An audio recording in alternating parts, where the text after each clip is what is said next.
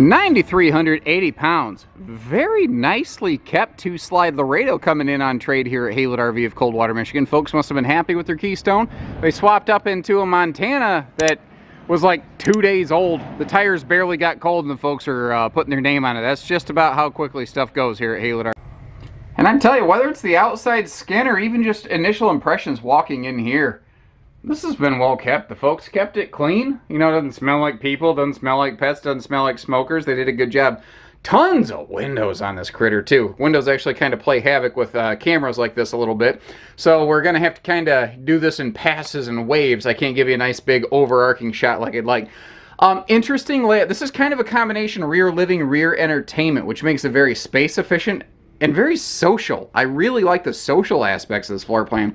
Over here in the super slide, obviously, table and chairs. That is an old classic airbed style hide-a-bed. What I know about those with my years of experience is basically plan on, if you want to use that for a hide-a-bed, plan on getting a new air mattress for it. It's just the way things work.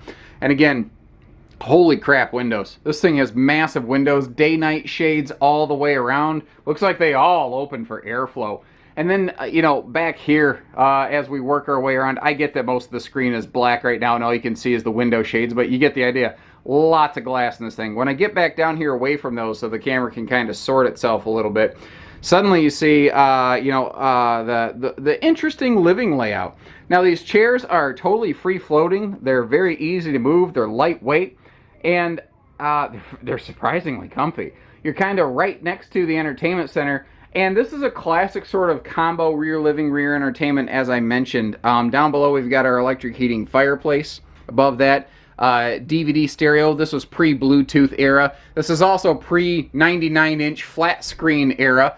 But here's something else I like, and the screen's about to get super dark again, but you're sitting at this chair, you're surrounded by windows. You're sitting on the sofa, you're directly across from giant campsite window and surrounded by windows. You're sitting in this chair right here. We've got some, just some awesome window coverage. So everywhere you look, you have good visibility, good airflow. And because of where the kitchen is located, when the slide is closed, you can completely access the kitchen and the bathroom, which is really, really handy. Up top here, you know, tall cabinets, but tell me a fifth wheel where you don't need a 1 or 2 step stool. I mean, that's pretty much almost assumed anymore. And then solid surface counters here. That was kind of one of the differences in Laredo versus a lot of things when this was made. At the time, Laredo was kind of the fancy Cougar, and since then, a lot of things have changed over at Keystone, and Cougar's really become, I mean, arguably really like one of their premier fifth wheels behind maybe only Montana.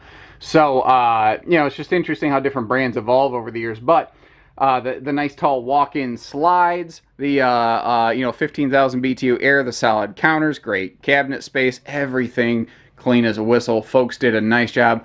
And this is, I know a lot of people nowadays are all like, oh man, I love that Jayco farmhouse and the lighter cabinets, but that does have a nice richness, a nice warmth to it that I appreciate personally. 8 cubic foot gas electric traveling fridge freezer over here. And I kind of miss these sort of hallway bed and bathroom sweeps right here. It's easy to miss, but note the doors over here. You've got extra pantry and or linen space right there. It makes like the whole bedroom, the whole bathroom, everything very, very private as well. Bathroom is surprisingly spacious. Like you look down here, there's plenty of room in this thing.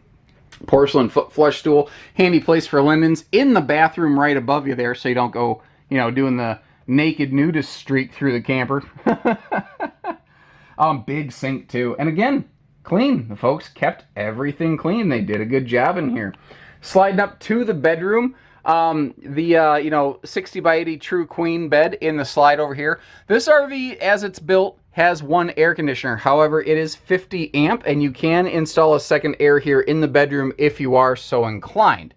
I love that bench. I'm a sucker for little stuff like that. I love that bench, a place to actually sit down, help put on my pants, my shoes, my whatever, you know. The extra mirror in here for getting around. I mean, when you're like me and you suffer from male pattern baldness and doing your hair ain't really a thing you got to worry about, other than just making sure my shirt's tucked in, which half the time that's optional because the world's still a little more favorable to guys in that way. You know, it's easy for me to get around. So maybe if you have more hair and it takes you a little more time to get yourself dressed and pressed, that's an issue. But for me, not so much. Question I think we're going to get is, hey, is this, washer dryer prepped and all that? Over here is, I believe, where that would take place. Oh, now that I've run my mouth, let me look around, make sure. I'm not seeing, I actually don't see any connections for that in here. That is one of those things that was becoming more and more common at this era of the RV industry. And this has the look like you would expect to find washer-dryer hookups, but I sure don't see any here. So it does not look to me like this is a washer-dryer capable RV. Now, interesting thing here, you see the TV hookups there. What this is designed for is if you want to remove this insert, you could get a TV of, roughly that appropriate size and mount it to that right there. Or you could mount a TV here that swings open and closed when you want it. There's a couple different ways you could go about it. It doesn't look like previous owners ever did any sort of entertainment add-ons in here, though. And by the way, if you do add a second air conditioner, this is right where it would go. It would basically just sacrifice that vent up there. The pass-through storage on this thing is amazing, by the way. Big doors on both sides, huge cavity in there. Slam latches and some struts to keep them open, very handy. This is all under the awning. That's another nice thing too. You notice how there are no slides on the door side of the RV over here, the camp side. That makes it really nice for park use for those folks who have a deck or something on their campsite that they built. This thing is absolutely phenomenal. I would like to direct your attention real quick though, inside that front baggage door. Because if you look inside of the compartment, you see a new front baggage door sitting there. And the first thing I said is, why? Why is that there? Well, I do some CSI for camping because that's my job. I'm good at looking at used RVs. And what I determined was I looked up here. And it looks like at some point the previous owners had their tailgate down and they creased the door right there. I can feel a little bit of a 90-degree crack from their tailgate that, pocked it real quick. So they bought a new baggage door, hadn't yet replaced it, and then they saw that new Montana that we had here and said, what if we just trade it in and we make it their problem? So there you go, brand new baggage door. That's something we could put in for you for a couple bucks. Or if you got the handy know-how yourself, or if you don't even care, don't worry about it, just keep it stowed. Underbelly is enclosed, insulated, forced air heated, good extended season coach. This was made before companies were really touting a lot of 4 seasons nonsense. Chances are, the insulation heating package on this is really not dissimilar from a Cougar, an Eagle, or whatever that we have here at Haylett RV, like those back there, that are 0 to 100 degree proven or better.